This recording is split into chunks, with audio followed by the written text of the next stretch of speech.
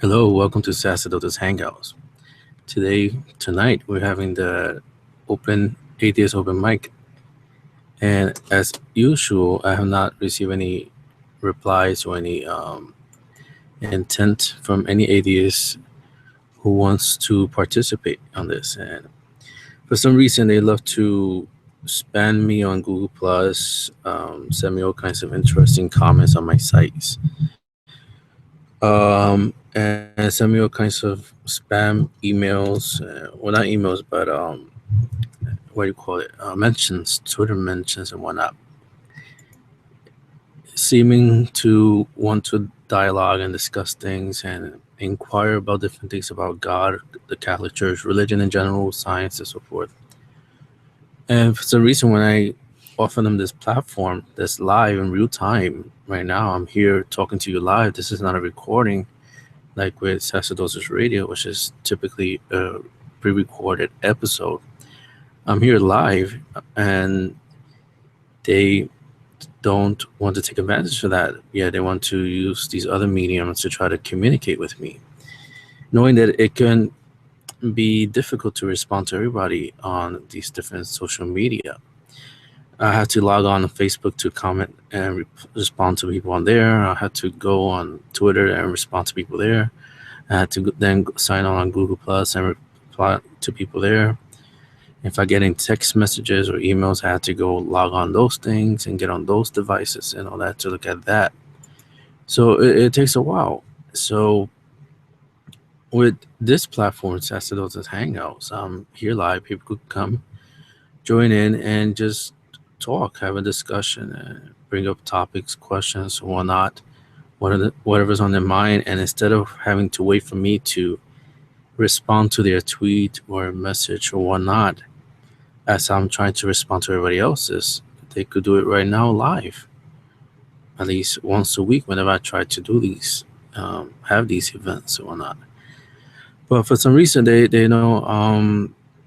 seem to want to participate. I don't know if they're afraid of me or not. Maybe I'm a bit too aggressive. Maybe they assume that I'm this guy that's going to tear them apart online. But I'm definitely not that person. I mean, yeah, I could get aggressive when it goes to arguments and discussions and things whatnot. But of course, I'm going to keep it professional and charitable and so forth, and whatnot. And people should not feel offended or scared or apprehensive to participating in these things, because my only intention is to answer questions, to discuss things, to find out where you're at in your life, whether it's in atheism, agnosticism, indifferentism, Christianity, religion, theism, whatever you want to call it, whatever you're at in life.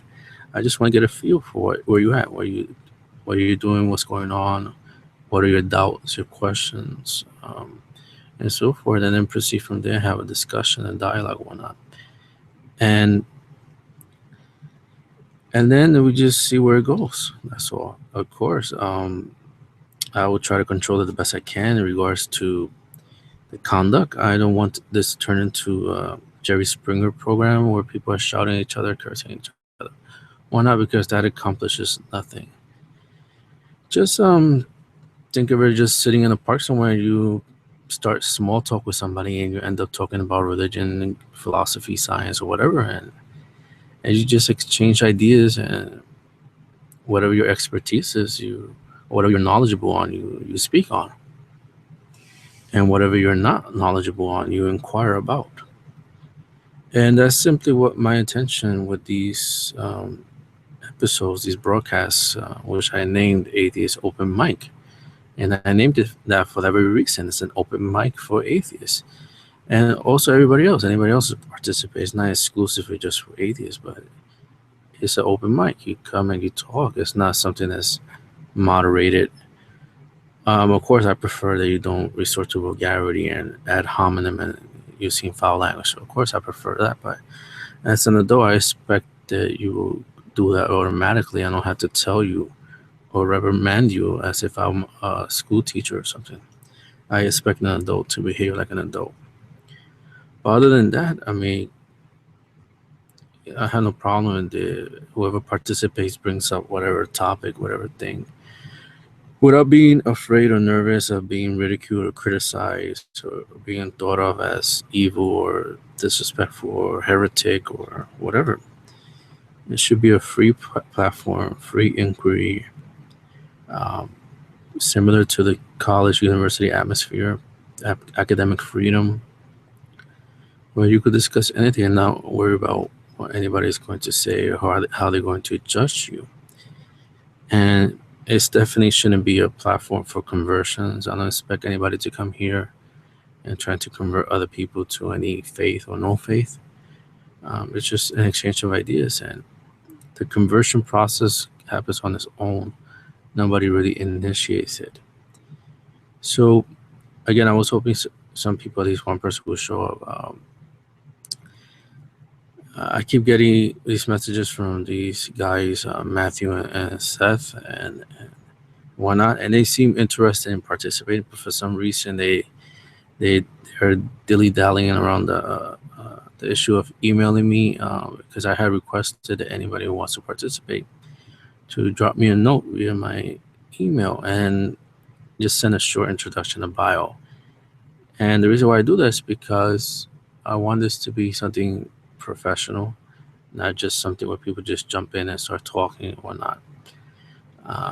Where I start out introducing people, and joining us tonight is X, and also Y, and X is this and that, or she's a this and that, and she works here or he works there, or he or she has this degree or studied this, or is currently finishing college or high school, whatever, and then proceed from there, instead of just having random people appear on people's monitors and nobody knows who is who, nobody knows who has what position, what idea, what opinions, and just trying to figure it out as it unravels throughout the broadcast.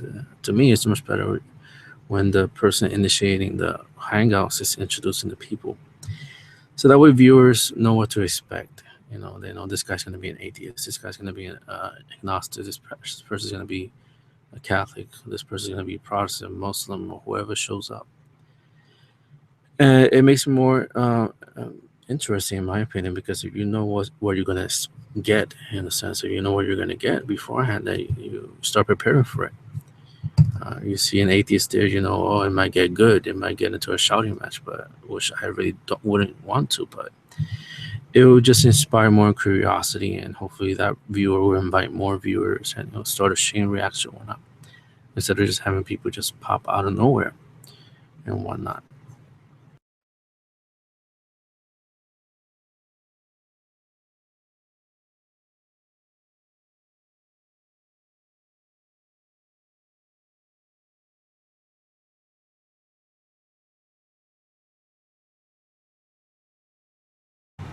So I do have the chat open.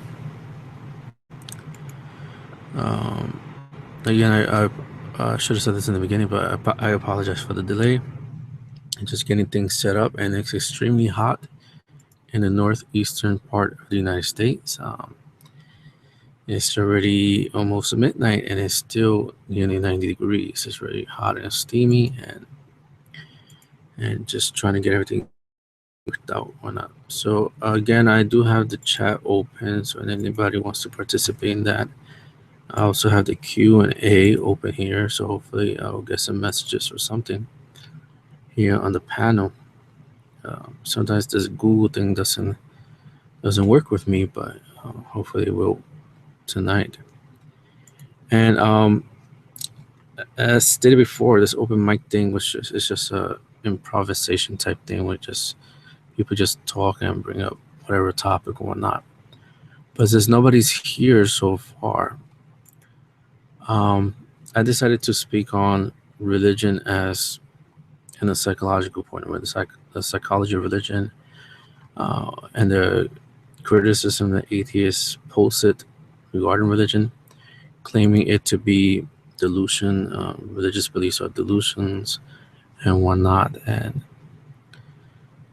there was a a blog post that I came across on Twitter that was being circulated by this so-called alleged atheist blogger who apparently is in the UK, and this individual is a bit apprehensive with debating me. I have invited this person to debate me to discuss certain misconceptions that this person has, and this person has pretty much, for lack of a better term, ran off from debating me on several occasions. And anyhow, this person loves to hide behind blogs and whatnot, as any other online atheist does. And anyhow, a post that was written by this person was called Psychosis, Miracles, and Catholic Frauds. And in this post, this individual is very reckless, academically reckless. The writer, the atheist writer on this blog, pretty much uses a psychology journal article called titled Psychotic-like Experiences in a Community Sample of 8,000 and Item Response Theory Analysis. That's the name of the journal article. And this atheist blogger tries to make to conflate the idea that the visionaries, people that see the Virgin Mary apparitions, things like that, they are psychotic. That's pretty much the main idea of the blog post.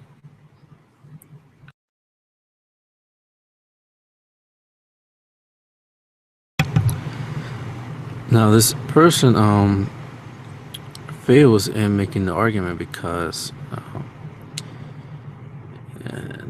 this blogger tries to be slick. The blogger presents the article, but just the abstract of it, never quotes from it, never uses it to support the claims that the blogger makes, and just uses it as pretty much quote mining or article mining, so to speak. Just throwing it out there in the article to try to validate the blog post. But if you really analyze and you look at it, the atheist blogger does not use the article at all, the psychology article, and simply is just writing hateful, angry, bigotry inferences based on ignorance of what visionaries are and how the Catholic religion deals with alleged visions of Mary, Jesus, or whoever the person claims to be having communication with.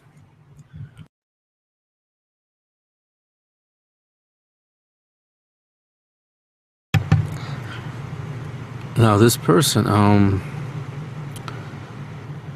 again uses this journal article and tries to make this conflation between the blogger's opinions or ideas or inferences and the psychology journal.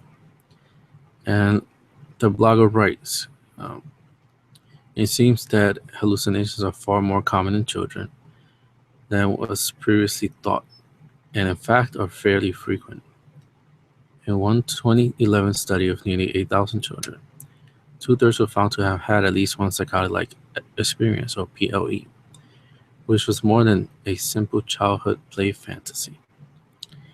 Do we have here a simple and above all natural explanation for many of the supposed miracles, very often involving young girls, of visions of in Catholic countries, Mary? End quote. Now here the bloggers introducing the post, claiming that based on this article from the psychology journal, the bloggers asking the question if this is a natural explanation for the alleged visions that these young girls, mostly young girls, have of the Virgin Mary and so forth. So the blogger attempts to make the connection between the child visionaries found in the Catholic world with the findings of this study. Now, the problem with that assertion is that the majority of the visionaries were adults, not children. The apparitions that have children, to my knowledge, and they are approved, because remember, there's a lot of people out there claiming to see all kinds of things. But that does not mean that the church accepts all of them or validates all of them. As a matter of fact, it's very difficult to get the vision or not, because a lot of processes actually go into effect, empirical studies and so forth, before the church validate such apparitions or such messages or whatever you want to call it. Now, the first one that I have here is the apparitions of La Salette, France, and Mary appeared to two children, Maximine Giraud, age 11, and Melanie Calvat, age 14, in 1846 in an afternoon while they were looking after the animals up on the high mountain. Now, allegedly, the Virgin Mary appealed for penance and an end to the Sabbath breaking and blasphemy in the region. Now, the apparition is credited for the revival of Catholicism in the area. Then we had the apparitions of Lourdes, which is very popular. And Mary appeared to Bernadette Sibiru, age 14, a total of 18 times at Lourdes in southern France, at the Grotto of Massabielle. She asked for prayer and penance for the conversion of sinners and described herself as the Immaculate Conception. Lourdes is most famous for the miraculous spring, which has been responsible for many cures accepted by the Church. Then we had the apparition of Pont-Maine, France. Mary appeared in the sky over a small town in Pont-Maine, in northwest of France, to a group of young children for about 3 hours in January 1871, as the Franco-Prussian War was threatening the area. Now, Mary's message appeared on a banner under her feet and encouraged prayer while emphasizing Jesus' love and concern. This village was then spared from the invasion. Then we had the apparitions of Fatima, Portugal, which is another famous, popular one. And this one involved 3 children, Lucia dos Santos, age 10, who passed away a couple years ago, and her 2 cousins, Francisco Marto, age 9, and Jacinta Marto, age 7. And they saw Mary 6 times between May 13, on the 13th of every month, to October 13, 1917. And she described herself as Our Lady of the Rosary. And she urged prayer, particularly of the Rosary, as well as penance for the conversion of sinners and the consecration of Russia to the Immaculate Heart. Then we have the apparitions at Berain, Belgium. And Mary appeared 33 times, to a group of children in the winter of 1932 and 1933 in a garden near the hawthorn tree, and she described herself as the Immaculate Virgin and Mother of God, Queen of Heaven, while calling for prayer for the conversion of sinners.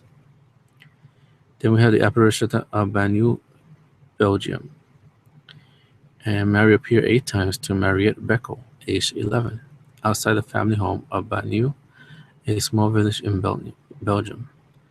She described herself as the Virgin of the Poor and promised to intercede for the poor, the sick, and the suffering. Now, these apparitions that I described come from Father Michael Carroll's Theotokos book, a theological encyclopedia of the Blessed Virgin Mary. It's on page 47. Now, going back to the blogger, this atheist blogger only posts the abstract of the article of the journal that the blogger is trying to use to conflate the idea that these kids are delusional and whatnot. And this is what the abstract says. If my screen pops up quickly here.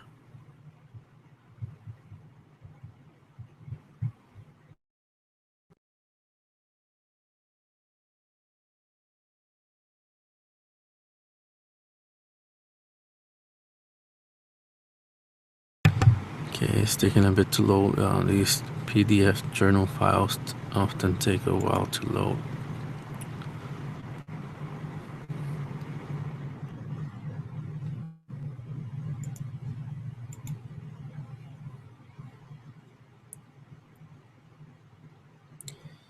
Okay, hopefully it's coming up now.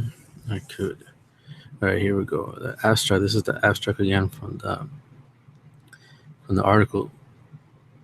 It says background psychotic-like experiences in the general population are common, particularly in childhood, and may constitute part of a spectrum of normative development. Nevertheless, these experiences confer increased risk for later psychotic disorder and are associated with poorer health and quality of life. Method: this study used factor analytic methods to determine the latent structure underlying PLEs, or psychotic-like experiences, problem behaviors, and personal competencies in the general child population, and used item response theory, or IRT, to assess the psychometric properties of 9 PLE items to determine which items best represent a latent psychotic-like construct. A total of 7,966 children aged 9 to 11 years, constituting 95% of eligible children, completing self-report questionnaires. Results: almost 2/3 of the children endorsed at least one PLE item. Structural analysis identified an unidimensional construct representing psychotic-like severity in the population, the full range of which was well sampled by the 9 items. This construct was discriminable form, though correlated with latent dimensions representing internalizing and externalizing problems. Items assessing visual and auditory hallucination-like experiences provided the most information about psychotic-like construct. Delusion-like experiences identify children at more severe levels of construct. Conclusions: assessing PLEs during middle childhood is feasible and supplements information concerning internalizing and externalizing problems presented by children. The hallucination-like experiences constitute appropriate items to screen the population to identify children who may require further clinical assessment or monitoring. Longitudinal follow-up of the children is required to determine the sensitivity and specificity of the PLE items for later psychotic illnesses. And this is the abstract for the article, Psychotic-like Experiences in a Community Sample of 8,000 Children aged 9 to 11 years old, and Item Response Theory Analysis. And the people that conducted the study, the psychologists, were Lawrence, Hobbs, Sunderland, Green, and Mould in 2012. And this article can be found in the Psychological Medicine Journal, volume 42, issue 7 of July 2012. And pretty much the abstract is just summarizing what the whole thing is about. And it's basically they took roughly 8,000 children ages 9 to 11 to test for psychotic-like experiences. And they use surveys or questionnaires, self-reports. So they had the children answer questions. And based on the questions or responses, they came out with the conclusions that at least 2/3 of the children endorsed at least one of the psychotic-like experiences. And they also tested for what represented internal and external problems. In other words, internal meaning the delusions of psychotic experiences were within them, within their inspection, and external, those that they may have seen via the senses to visualize. They may have heard something or saw something with their eyes in the real world, where it's not really there. So that's the difference between internalizing, where internalizing is inside, within the mind, and externalizing is that they're actually seeing the psychotic experience in the real world where it's not really there. So that's pretty much how the whole study took effect, how it was set up and was structured and whatnot. Now, this atheist blogger writes, quote, one of the arguments for example, Bernadette Soubirous, Lourdes and Lucia Santos of Fatima lacking more than a simple childhood fantasy was the tenacity with which they struck their story when questioned. They stuck to their story when questioned. So could these children have had a psychotic-like episode? Now here the blogger describes the experiences of both Bernadette Subaru and Lucia Santos as childhood fantasy, but fails to support the claim. So the atheist blogger, calls the experience in Bernadette Subaru Lourdes and Lucia Santos of Portugal, Fatima. She describes their experiences as childhood fantasy, but does not explain or give any support for that claim. The blogger fails to acknowledge the events surrounding these two individuals and how they are heavily documented. Many have witnessed the miraculous events in which both Bernadette and Lucia were a part of. This includes and is not limited to healing, prayers answered, sensual perception that defies the laws of physics, which many people saw, and so forth. Could these children have psychotic-like experiences? End quote.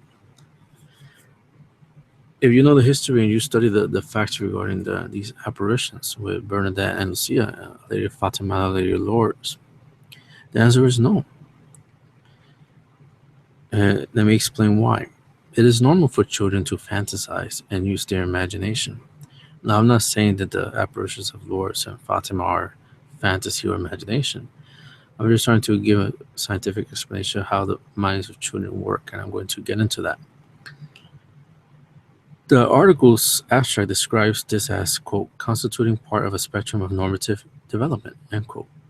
So those who have studied child psychology, as I have, are familiar with the term animism, which comes from the psychologist Jean Piaget, who formulated his stages of development, which rival that of atheist Sigmund Freud and is considered more scientific and accurate than the latter's contribution. So the psychologist Jean Piaget he developed this development chart of how people develop from infancy until the late teenage years. And Sigmund Freud, who was an atheist, he himself had a similar development chart, but his was pretty much based on inference, armchair psychology, if you will. He never provided any science behind it. He just sat and pondered and used his own experiences and his own observations to come up with these ideas and pretty much presented them as factual. And again, that was just because psychology was in its infancy. They didn't have the different modes of testing and statistics involving t-tests and all those different forms of testing for the data in order to do psychological research. They didn't have any of that yet. So we can't really blame him for not having the tools necessary in order to do psychology in a scientific way. Now, John Piaget came later on, and he was more scientific-minded, if you will. And the stages of development that he came up with were the sensory motor stage, which is from birth to 2 years of age. The pre-operational stage, which is 2 years to 7 years. The concrete operational stage, which is 7 years to 11 years. And the formal operation stage, 11 years to 16 years. Now, for all intents and purpose, we're going to focus on the pre-operational stage. And during this stage, children begin to use semiotic function.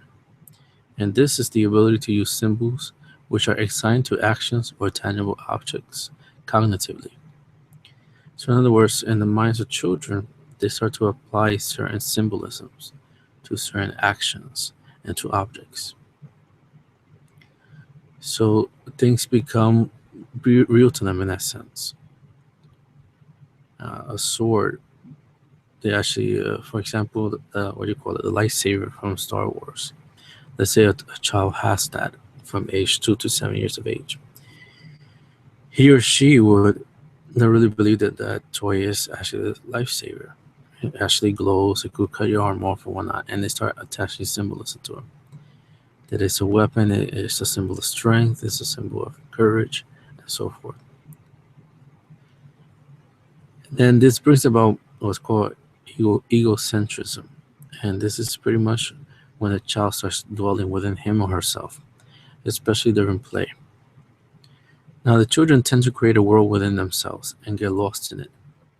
And I'm sure you have noticed this a lot with children if you have children of your own.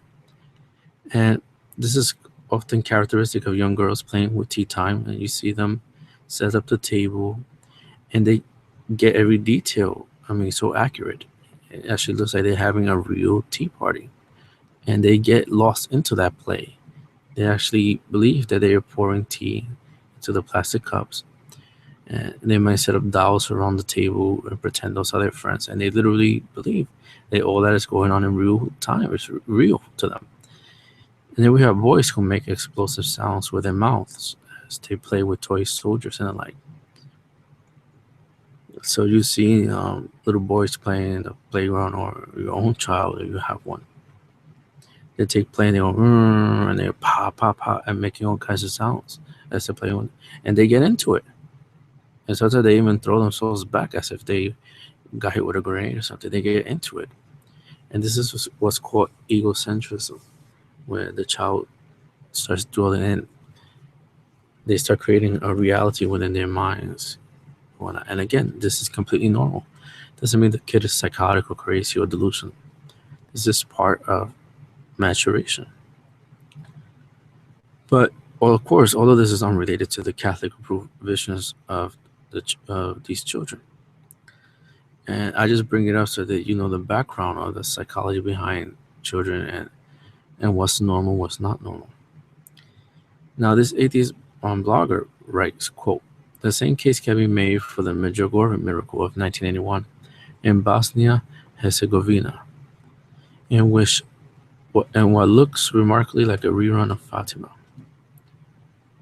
where the main instigators were a 16-year-old girl, Mirjana Djicevic, and 15-year-old Ivanka Ivankovic, and where once again the Catholic Church had a very strong political motive for wanting a miracle to keep control as the political situation deteriorated, as former Yugoslavia degenerated into interreligious civil war, anarchy, and eventually disintegration following the death of Tito a year later," end quote.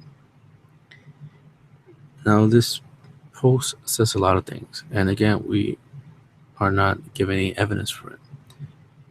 This atheist blogger starts making all these claims that the church is there, very politically strong, and it's claiming to use this miracle to control the people and Yugoslavia and whatnot, as it was going through an interreligious war, anarchy, and all that. And the blogger offers no evidence for this, no cites, nothing. The blogger just writes this and expects the reader to process it and believe it. Now, if you pay attention to my previous critique, you will notice something stands out. This blogger uses the alleged visionaries Ivanka and Mirjana from Bosnia as examples.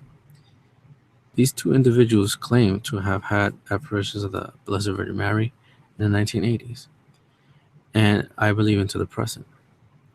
Now, these apparitions are known as the Medjugorje apparitions.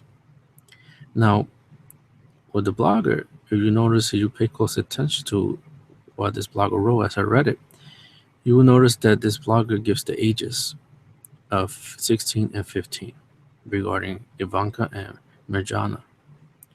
Now, the problem here is that these two individuals had already passed the pre-operational stage, as described by Piaget, when the alleged apparitions began in the 1980s.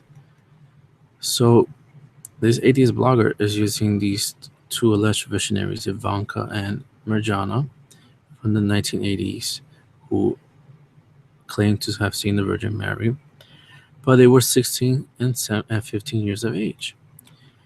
But this will put them in the formal operation stage.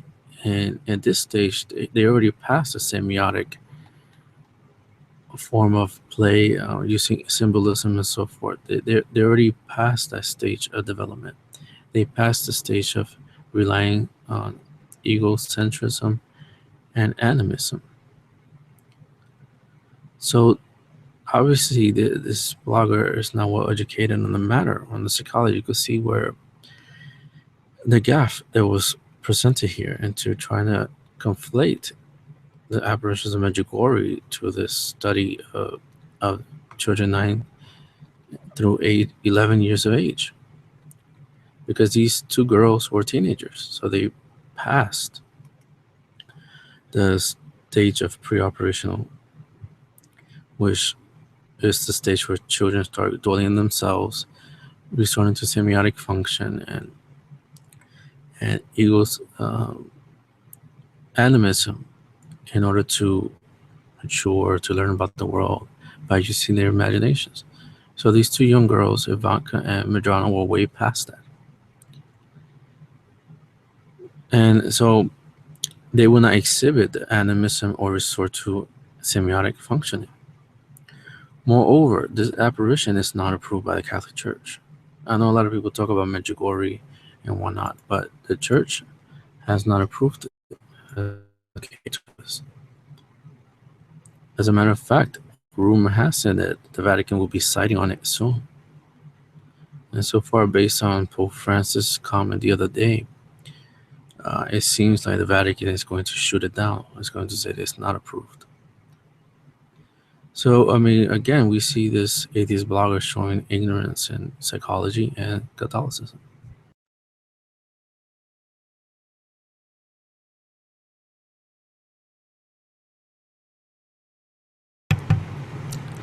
Now, the blogger continues, quote, "In all these cases, these visions were then elevated to the status of miracles by the local Catholic Church, then when it is realized the potential, the Vatican itself. And in all cases with a clear political motive and now a financial one. But what we probably have is essentially a childhood POE, nothing more, nothing less. Other supposed miracles, usually associated with the appearance of figures, normally married to children, usually young girls, several of whom appear to have had a troubled childhood." And again, end quote. The blogger makes a lot of claims here. Says a lot of things that, one, does not provide evidence for, and two, does not make sense. And you could see the atheistic bias, anti-religious bias in the statement. None of the visions were elevated to the status of miracles, as this blogger claims. The local ordinary or the bishop may have not objected to Catholics participating, but there's a difference between a bishop showing indifference and actually approving an alleged apparition. The claims of using apparitions for political motive and financial gain is again unsupported by the atheist blogger, and is completely false. If the church were interested in political motives and financial gains from alleged apparitions, then the church will be approving them all the time. We know the church will not do this because, one, the church has to remain faithful to the teachings of Christ. So the church cannot be approving every apparition out there because there's apparitions out there that say crazy things. So if you have an alleged apparition of Mary or whatever saying that Jesus is an extraterrestrial from Zeta Reticuli and that he's coming back in a UFO, then the church is not going to approve that because it's nonsense. Obviously, this person is crazy because it contradicts the teachings of Christ. And God is truth. Jesus is truth. Truth cannot contradict truth. So any apparitions of that sort will be completely thrown out. So the church will not go around and approve everything just for political motives or financial gains. Two, the church cannot turn into a superstition business, selling miracles in order to make profits. And three, any discovery of fraud or true psychosis will affect the credibility of the church. People will start believing. The church will not risk all of that. It would be stupid to do so. Now, the blogger continues, quote, "The church needs to put aside its own greed and avarice for once and start recognizing the fact that these hallucinations could be a symptom of psychological, even neurophysiological disorders requiring medical attention. In the interest of the children involved, rather than seizing on the deceased possible and even probable examples of psychotic episodes as miracles and using them to enhance the Catholic Church's income and influence, and often effectively taking over the lives of children who then get caught up in their own legend and tied to a treadmill they can never get off. But without these fake supernatural events to fool the masses with, what would the Catholic Church have to promote its evidence-free superstition dogma with? End quote. Now, once again, this atheist blogger makes a bare assertion, fallacy, by calling these apparitions hallucinations without showing any evidence. So, this blogger claims that the children are mentally ill.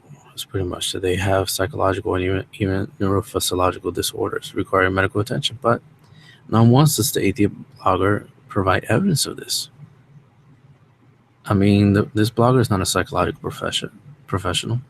This blogger has not met these visionaries because most likely this blogger was a young child at the time, or maybe wasn't even born.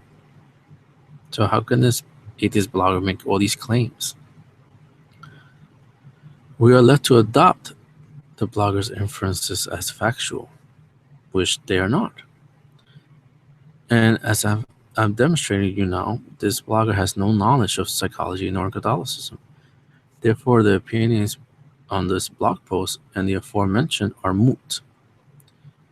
What this atheist blogger fails to mention in the post is that those apparitions which are approved have some new supernatural element to them, which was witnessed by many and found to be credible by the Church, which used both science and methods of investigation to investigate the claims. For example, in the apparitions of Fatima, there were many supernatural events which were captured on the cameras of the time.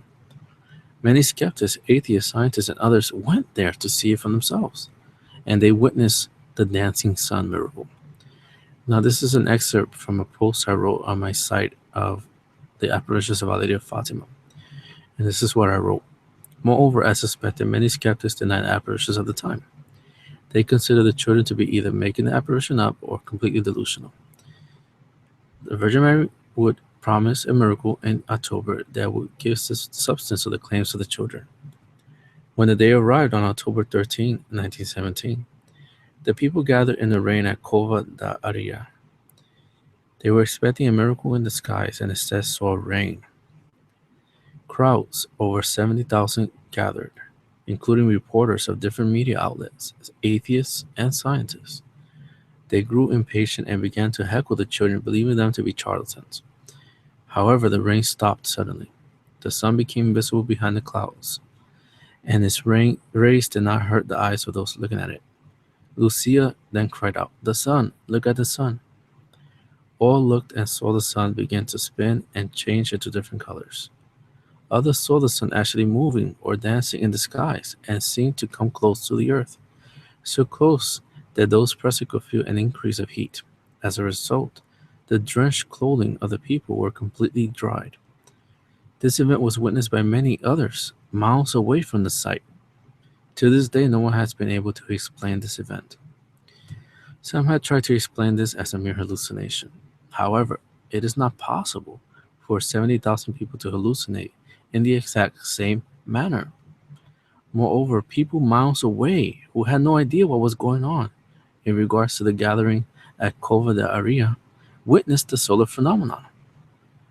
Now, as a student of the sciences, physics, and so forth, there is no explanation in physics that takes into account this event. Yes, the sun is spinning and rotating in space, but on its axis like the Earth. It is not making erratic movements. Others have claimed that the sun blinded the people and their eyes compensated for this. However, if the photoreceptor cells or cone cells in the eyes absorb too much light, they will simply shut down and one will perceive darkness.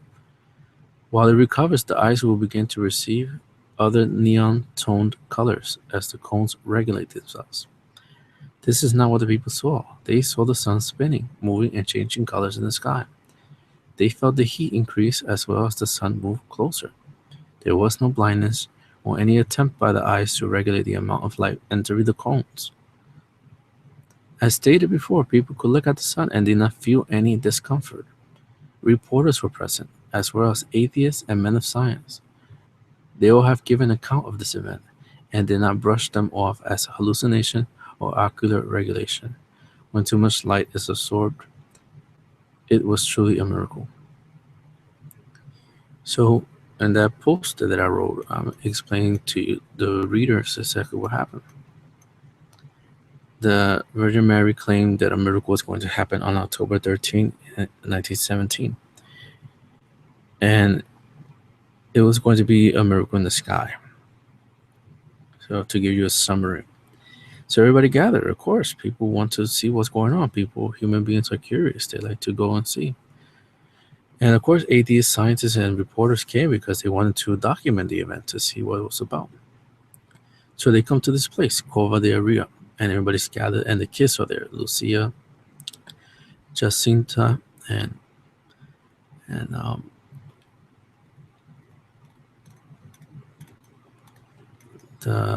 what's his name? I can't believe I forgot his name.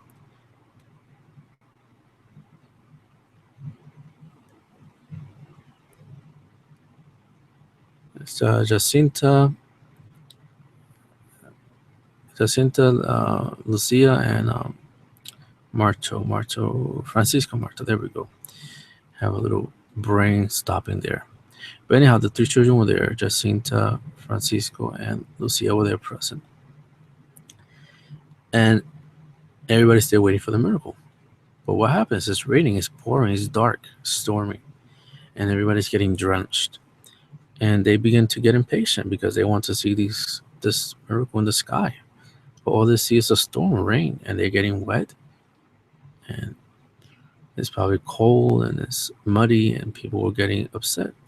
So the people started making fun of the kids, heckling them, calling them charlatans, fakes, frauds, and whatnot. Then as the people were getting out of control, like a mob, the rain just stopped. Like if when you shut off the faucet, the water, it just stopped. The clouds cleared away and the sun became visible. And it was bright. And the people could look at the sun. But the sun didn't bother people's eyes. Now you try to look at the sun, which I do not recommend you do. Your eyes are going to start hurting and you could lose your eyesight. And again, do not do this at home or in the street or anywhere. But these people did this. They looked at the sun and the sun did not bother their eyes. And Lucia, the oldest, cries out, the sun, look at the sun. And at that moment, the sun starts moving, spinning around like a top and changing different colors. And in some instances, it looked like it was getting close to the earth, like it was going to crash into the earth, or the earth was going to crash into the sun. And as it was getting closer, the people felt the heat. They felt the sensation of the heat getting closer, like they were getting closer to the sun. And while this was happening, their clothes dried up. Because again, they were in this rain, drenched. But yet their clothes dried up quickly, as if the sun really was getting close. So close that it dried their clothing instantly. And people miles away saw this. People that did not know what was going on. People just happened to look out the window. They saw this miracle of the sun. They had no idea what was going on. Because had they known, they would have gone to the place, to the field, with the 70,000 people. But they were at home minding their own business, and they happened to look outside, and they saw this miracle. Now, again, people try to explain it as a hallucination, but it's impossible for 70,000 people to see the exact same thing, to experience the exact drying of clothes. I mean, how can you explain that? How can a hallucination become real? A hallucination is something that's in the mind, something that's disordered within the sensory nerves. You're seeing things that are there, you're hearing things that are not there. You're smelling, tasting things, touching things that are not there. But that's all in the mind. That's a disconnect of the neurons. The neurons are not processing correctly the information. And that being said, it's all in the mind. How can anything in the mind take effect in the real world? How can all these people see the same thing at the same time if it's in the mind? The hallucination would have been in the mind of Lucia, who was the one that said, look at the sun. And to my knowledge, we cannot connect our brains to each other. And definitely the people in the 1900s couldn't do it. We can't do it today in 2015. We cannot connect brains to one another. I cannot read your thoughts. You cannot read my thoughts. So how is it possible for everybody to hallucinate in the same way? It's not possible. And the drying of the clothes. How can you be dressed in water and then all of a sudden have dry clothes? How can that be a hallucination? If a hallucination is in the mind, it's in the brain. The brain does not affect the real world. It's not possible. So again, all these things were documented and recorded by reporters of the time, atheists, scientists, and so forth. They recorded all this information. There's actually photographs of it, of the miracle. Now, I'm not too sure this video. There might be video out there that probably hasn't been discovered yet, but it's 1970, so most likely a lot of people didn't have cameras, video photography, or whatnot. Now, with Lourdes, Our Lady of Lourdes, witnessed by Bernadette, this was also documented when the water began to sprout from the spot. And something similar happened with Bernadette. The Virgin Mary told her to dig a hole and drink. Now Bernadette started to dig a hole and started to put the mud and the grass that was there in her mouth, and the people thought she was crazy. And then all of a sudden, water started coming up on that spot. And to this day, the water still flows, and people experience miracles. They even take baths in that water. They drink the water. Not after they take a bath, but it's a separate area where you collect the water and drink from it. And this water comes out from this grotto, and it's crystal clear, clean. Now, to add further credibility to the claims of miracles in Lourdes, there's actually a committee called the Lourdes International Medical Committee, which is an organization of board of skeptics, scientists, medical doctors, and clergy. And they study every claim of a miracle from Lourdes. So this is not that somebody says, well, I was healed, I drank the water and I was healed, and the bishop believes it. It doesn't work that way. The Lourdes International Medical Committee starts examining, studying these claims of miracles. So this atheist blogger's claim that the church uses miracles to promote its dogma is unfounded and based on her ignorance. This blogger clearly is not well read on the topic and many other topics as well. Now, it's interesting to note that not once does this blogger cite from the psychotic experiences in the community sample of 8,000 children aged 9 to 11 years, and item response theory analysis to support the case. Not once. The blogger mentions the psychological study, but never cites from it, never quotes from it. Instead, the atheist blogger simply posts the link and abstract in order to deceive readers into thinking that the atheist post is well researched and supported by the article, and it's not. Now, me as a student and graduate of the sciences, especially psychology, I have a degree in psychology, I have access to numerous articles and journals. I use them all the time. I log on my university account and look at different articles, different things, the latest research on different things. So it's obvious that this atheist blogger does not have access to the article. However, I do, and I did find it and I looked it up. And this article doesn't even mention the word Catholic. Neither religion nor missionaries are mentioned in this article, nor are they variables. The atheist blogger simply used a journal article that was not read by this person and attempted to conflate it with the blogger's uneducated inferences. Now, the journal article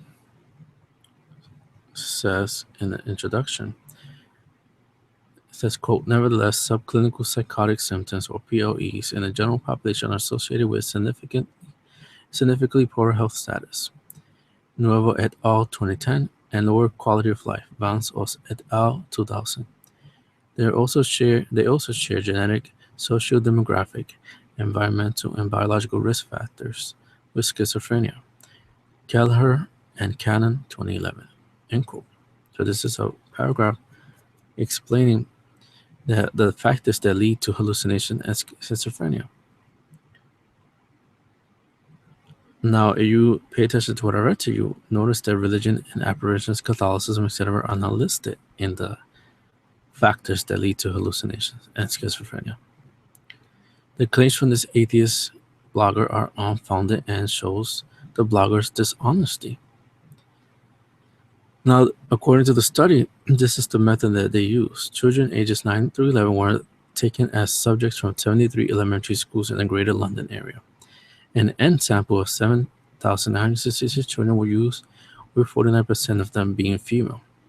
They were taken from both state and religious schools based on enrollment size. According to the statistics, the mu of the sample size was 10 years and 5 months, while the standard deviation was 9. 96% of the children sampled were between 9 and 11 years old. The students were asked the following questions, and this is for the questions that were used in the questionnaire that they did. And the first question is, some people believe that their thoughts can be read. Have other people ever read your thoughts? The next question is, have you ever believed that you were being sent special messages to the television? Third question, have you ever thought that you were being followed or spied upon? Fourth question, have you ever heard voices that other people could not hear? Fifth question, have you ever felt that you were under the control of some special power? Sixth question, have you ever known what another person was thinking, even though that person wasn't speaking? Seventh question, have you ever felt as though your body had been changed in some way that you can understand? Eighth question, do you have any special powers that other people don't have? And the ninth and last question, have you ever seen something or someone that other people could not see? Well, those are the questions that we're using the questionnaire. Now, take note that the questions asked by the researchers were not about apparitions of God, Mary, or anyone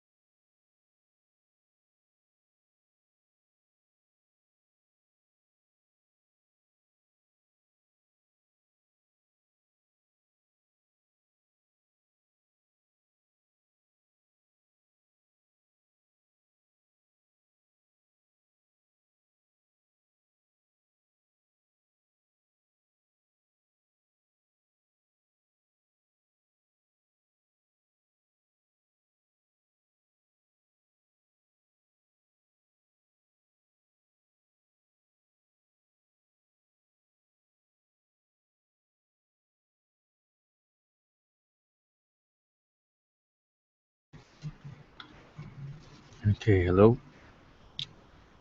I seem to have been disconnected before. I'm not sure you're hearing me right now. Google seems to be acting up. It says I was disconnected by an error. But just in case, I'm going to repeat what I said before. Pretty much, I was saying that in the introduction of the article that this atheist blogger is using, does not describe religion or apparitions or Catholicism in any way. Instead, it uses the typical symptoms of schizophrenia, which is hearing things, paranoia, believing that somebody's on them, believing that they have special powers and whatnot. These are symptoms that are found in people with schizophrenia and schizotypical schizotypical personality disorder. So again, religion is not part of that. So the correlation that this atheist blogger tries to make with the